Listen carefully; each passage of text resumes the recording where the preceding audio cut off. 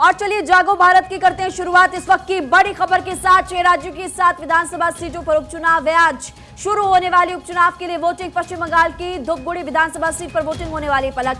इधर त्रिपुरा की धनपुर और बॉक्सनगर विधानसभा सीट पर भी वोटिंग होगी। केरल की अगर बात की जाए तो पुडुपल्ली और झारखंड डुमरी सीट पर भी वोटिंग होगी। उत्तराखंड की बागेश्वर तो उत्तर प्रदेश की घोसी सीट पर भी वोटिंग होगी। 8 सितंबर को उपचुनाव के नतीजे आएंगे। इससे पहले पलक हमने देखा था कि कैसे यहाँ पर तमाम जो दल थे वो ताकत जोंकते हुए नजर आ रहे थे एक दूसरे पर। तमाम पक्ष विपक्ष की तरफ से आरोप प्रत्यारोप लगाए गए। बूथों पर भारी संख्या में वोटर्स इस वक्त लगातार नजर आ रहे। तस्वीरें आपकी टीवी स्क्रीन पर। 6 राज्य 7 सीट उपचुनाव और तस्वीरें आपकी टीवी स्क्रीन पर। इस वक्त लंबी लंबी कतारें सुबह सुबह लगना शुरू हो गई। बिल्कुल महिमा, घोसी में खुद उत्तर प्रदेश के मुख्यमंत्री योगी आदित्यनाथ ने मोर्चा संभाला था और ये तस्वीरें भी अब आने लगी हैं मतदान केंद्रों से, जहां पर लंबी लंबी कतारें लगने लगी हैं। कुल 6 राज्य हैं, 7 सीटों पर उपचुनाव होने हैं और थोड़ी ही देर में वोटिंग शुरू होने वाली है। बूथों पर भारी संख्या में वोटर्स पहुंच रहे हैं और साथ ही भारत 24 भी आपसे यही अपील करता है कि आप घर से निकलें और वोट आप जरूर दें। जितने भी राज्यों में आज उपचुनाव की वोटिंग हो रही है, अगर हम बात कर लें, 6 राज्य हैं, 7 विधानसभा सीट है जिन पर उपचुनाव हो रहा है और अब से बस थोड़ी ही देर में वोटिंग भी शुरू हो जाएगी। तो बड़ी जानकारी है, उपचुनाव आज हो रहे हैं, थोड़ी देर में वोटिंग शुरू होगी। पश्चिम बंगाल की बात करें तो धूपगुड़ी विधानसभा सीट पर वोटिंग होनी है। त्रिपुरा की धनपुर और बॉक्सनगर विधानसभा सीट पर वोटिंग होनी है। केरल की पुडुपल्ली और झारखंड की डुमरी सीट पर वोटिंग होनी है। उत्तराखंड की बागेश्वर और उत्तर प्रदेश की घोसी सीट पर वोटिंग होनी है और 8 सितंबर को महिमा नतीजे आएंगे उपचुनाव के। और इसके पहले अभी आप भी जिसका जिक्र कर रही थी, जमकर चुनाव प्रचार हुआ और खुद सीएम योगी आदित्यनाथ ने कमान संभाली चुनाव प्रचार की। और अब सुरक्षा के भी पुख्ता इंतजाम बूथ पर देखने को मिल रहे हैं। सुरक्षा बलों की तैनाती कर दी गई और वोटर्स सुबह से ही घरों से निकलने लगे हैं और 7 बज चुके हैं। 7 बजे का ही समय था वोटिंग का। वोटिंग शुरू हो चुकी है, तमाम बूथों पर वोटिंग शुरू हो चुकी है। 6 राज्यों की 7 सीटों पर वोटिंग शुरू हो चुकी है।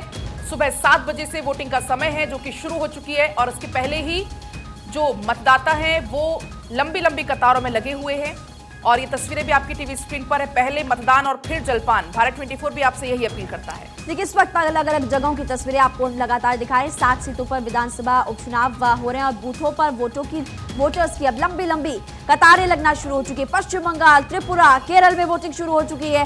कड़ी सुरक्षा के बीच वोटिंग होगी। 6 राज्यों की 7 सीटों पर अब वोटिंग शुरू और अलग अलग जगहों की तस्वीरें तो आपको दिखाई भी रहे पलक। लेकिन यहाँ पर सबसे खास बात है कि इस बार सुरक्षा के लिहाज से भी कड़े इंतजाम किए गए हैं ताकि किसी भी तरह की कोई परेशानी लोगों को ना आए। इसके अलावा काफी पहले से आपने जैसे कि बताया कि सीएम योगी आदित्यनाथ खुद चुनावी रण पर उतरे थे, प्रचार करते हुए नजर आए थे। उधर दूसरे पक्ष की अगर बात करें तो अखिलेश यादव ने भी जमकर प्रचार किया था, जमकर आरोप मौजूदा सरकार पर लगाए थे और इसी को लेकर फिलहाल अब झारखंड की डुमरी सीट पर भी वोटिंग शुरू हो चुकी है। तमाम अलग अलग जगहों की तस्वीरें और उसके साथ साथ जानकारी आप तक हम पहुंचा रहे हैं। क्यों हो रहा है उपचुनाव? पश्चिम बंगाल धूपगुड़ी की अगर बात की जाए तो विधायक के निधन के बाद ये सीट खाली हो गई थी और इसी वजह से यहाँ पर चुनाव हो रहे। विष्णुपद रॉय के निधन के बाद ये सीट खाली हुई थी, इसलिए आपको बता रहे हैं कि इस विधानसभा सीट पर आखिर चुनाव क्यों कराए जा रहे हैं। आज चलिए अब बात करते हैं पश्चिम बंगाल की। पश्चिम बंगाल की अगर बात करें तो धूपगुड़ी में लगातार जैसे कि हमने आपको पहले भी बताया कि ये सीट खाली थी। धनपुर और बॉक्सनगर यहाँ पर 2 विधानसभा सीटें पलक जो कि खाली है। क्या कारण वो भी आपको बताएंगे, लेकिन केरल के बारे में आप बताइए। बिल्कुल, केरल के पुडुपल्ली में वोटिंग शुरू हो गई है और इस सीट पर विधानसभा चुनाव होने हैं, उपचुनाव होने हैं।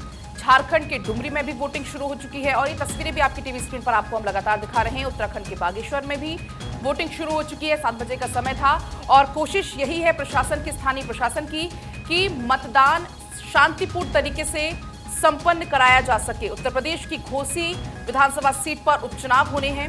वोटर्स की लंबी लंबी कतारें भी देखने को मिलने लगी है। तमाम जानकारी के साथ हमारे रिपोर्टर्स अलग अलग जगह पर मौजूद हैं। घोसी से जुड़ रहे हैं आदर्श और डुमरी से जुड़ रहे हैं मनोज। सबसे पहले आदर्श, मैं आपके पास आ रही हूं, किस तरीके की तस्वीरें सामने आ रही हैं? क्या मतदाताओं की कतार वहां पर भी लंबी लंबी देखने को मिल रही है? जी बिल्कुल, इस वक्त हम घोसी में मौजूद हैं और घोसी के ही प्राथमिक विद्यालय में यहाँ पर हम मौजूद हैं। और यहाँ पर अगर आप देखें तो बड़ी संख्या में जो मतदाता हैं वो सुबह के वक्त 7 बजे के पहले ही लाइन लगाकर यहाँ पर खड़े हो गए हैं। तस्वीरों में आप देख सकते हैं कि भारी पुलिस बल के बीच में ये मतदाता जो हैं अपनी बारी का इंतजार कर रहे हैं। 7 बजते ही जो मतदान है वो शुरू हो गया है और बड़ी संख्या में यहाँ पर अगर हम बात करें तो जो मतदाता हैं वो लगातार आ रहे हैं। अगर हम पहले मतदाता को देखें तो ये देख सकते हैं कि इन्होंने पहला वोट यहाँ पर कास्ट किया है, यानी 7 बजे घोसी में जो पहला वोट किया है वो इन्होंने किया है। क्या नाम है आपका? राजेंद्र यादव। राजेंद्र यादव जी, तो देख सकते हैं कि ये वोट करके यहाँ पर निकले हुए हैं। और अगर हम यहाँ के कुल बूथों की बात करें तो करीब 239 बूथ यहाँ पर बनाए गए हैं पूरे घोसी की अगर हम बात करें तो। और इसमें 4,30,000 के आसपास मतदाता हैं, जिसमें से 2,30,000 के आसपास पुरुष हैं और करीब 2 लाख के आसपास महिलाएं हैं और बाकी लोग हैं। यहाँ पर बड़ी संख्या में पुलिस बल तैनात किए गए हैं, बड़ी संख्या में सेक्टर मजिस्ट्रेट के साथ साथ जो स्थानीय पुलिस बल है, बाहर के जिले की फोर्सेज हैं और RPF को भी तैनात किया गया है। तस्वीरों में आप देख सकते हैं कि महिला पुलिस तमाम जो कांस्टेबल हैं, अधिकारी हैं, वो यहाँ पर मौजूद हैं। RPF भी है, रिजर्व पुलिस है, वो यहाँ पर मौजूद है। और साथ ही साथ सभी तरीके से निगरानी चाक चौबंद रहे, इसको लेकर भी अच्छा, निगरानी चाक चौबंद है, सुरक्षा के लिहाज से कड़े इंतजाम किए गए हैं आदर्श। और आप लगातार चूंकि तस्वीरें भी दिखा रहे हैं और वहां पर अभी से लंबी लंबी कतारें लगना शुरू भी हो चुकी है। बार 24 भी इसीलिए अपील आप सभी से कर रहा है कि आप लोग जल्दी से जल्दी जाइए और आपका चूंकि अधिकार है, जनप्रतिनिधि आप चुनिए ताकि वो आपके मुद्दों को उठा सके। जाइए और जाकर वोट कीजिए। चलिए मनोज का रुख करते, डुमरी से इस वक्त लगातार हमारे साथ जुड़े हुए हैं। आप वहां की तस्वीरें दिखाई, वहां पर भी लोगों से बात करने की कोशिश कीजिए।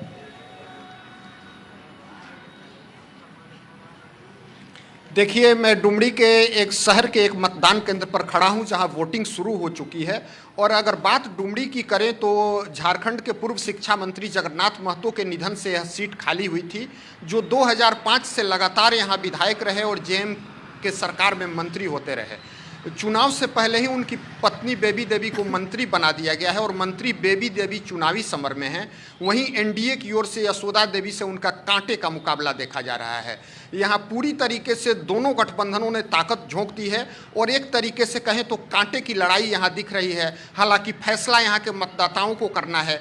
देर रात बेबी देवी के बेटे को यहाँ ग्रामीणों ने खदेड़ दिया था। उन्होंने ग्रामीणों का आरोप था कि वो पैसे बांटने के लिए आए थे। मैं तस्वीरों की बात करूं तो दिखाऊं कि अभी शुरुआती घंटों में शहरी मतदान केंद्रों पर बहुत लंबी कतारें नहीं लगी हैं, लेकिन मतदाता लाइनों में लगे हुए हैं और अपने मताधिकार का प्रयोग करना शुरू कर चुके हैं। वहीं सुरक्षा की अगर बात करें तो कुछ इलाके यहाँ नक्सल प्रभावित हैं और अर्धसैनिक बलों को यहाँ 25 कंपनी अर्धसैनिक बलों की तैनाती की गई है ताकि चुनाव शांतिपूर्ण ढंग से कराए जा सके। आप देखिए किस तरीके से वोटर आ रहे हैं और अपने मताधिकार का प्रयोग करने के लिए जा रहे हैं। जहां तक डुमरी में चुनाव के ट्रैक रिकॉर्ड की बात करें तो यहां मतदान का प्रतिशत हमेशा अधिक रहा है और पिछले चुनाव में 69% से ज़्यादा मतदाताओं ने अपने मताधिकार का प्रयोग किया था। तो माना जा सकता है कि 1 घंटे के अंदर यहाँ लंबी कतारें लगनी शुरू हो जाएंगी, मतदाता अपने घरों से बाहर निकलना शुरू हो जाएंगे और चुनाव आयोग ने भी और प्रशासन ने भी लोगों से निष्पक्ष और निर्भीक होकर के मतदान करने की अपील की है। घर से निकलें और मतदान करें, पहले मतदान करें और फिर जलपान करें। आपके पास लौटूंगी, आदर्श के पास आऊंगी। आदर्श, अखिलेश यादव के लिए और उत्तर प्रदेश के मुख्यमंत्री योगी आदित्यनाथ दोनों की ही साख दांव पर लगी है। अगर हम बात करें दोनों की ही, तो कितनी चुनौती है इस चुनाव?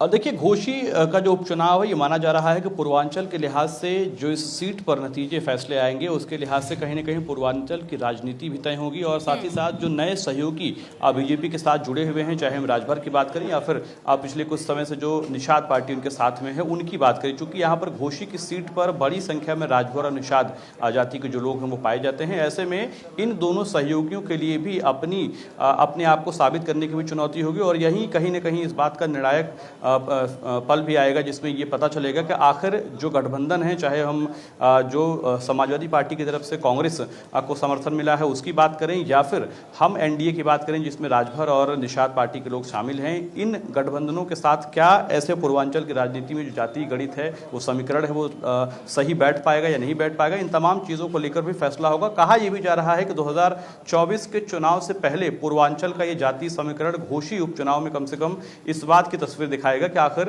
पूर्वांचल की राजनीति आने वाले दिनों में, आने वाले चुनाव में कैसी होगी। और निश्चित तौर पर अखिलेश यादव के साथ साथ यहाँ पर बीजेपी यानी मुख्यमंत्री योगी आदित्यनाथ की भी जो साख है वो यहाँ पर दांव पर लगी हुई है। और निश्चित तौर पर कोशिश यही है कि इस चुनाव को वो लोग जीतने की कोशिश करेंगे, क्योंकि इसीलिए लगातार हम चाहे डिप्टी सीएम्स की बात करें या फिर मंत्रियों की बात करें, लगातार यहाँ पर कैंप करवाए जा रहे हैं। तो वहीं समाजवादी पार्टी की तरफ अखिलेश यादव के साथ साथ उनके तमाम जो दूसरे साथी सहयोगी हैं वो भी यहाँ पर रुककर कैंप कर रहे थे। तो निश्चित तौर पर साख दांव पर लगी है दोनों ही पार्टियों की। और कहीं न कहीं जैसा कि मैंने कहा, बिल्कुल विस्तार से जानकारी दी, लेकिन महत्वपूर्ण बात यह भी कि इससे पहले हमने देखा था आदर्श यहाँ पर कि जब पहले उपचुनाव हुए थे तो वहां पर अखिलेश यादव इतना एक्टिव नजर नहीं आए थे, लेकिन इस बार हमने देखा कि अखिलेश यादव फुल एक्टिव फिलहाल इस सीट पर नजर आए थे। अब देखना होगा कि क्या कुछ परिणाम निकलकर सामने आते। वापस लौटेंगे आप दोनों के पास और ज्यादा अपडेट्स के लिए। फिलहाल के लिए आपका बहुत बहुत शुक्रिया। चलिए।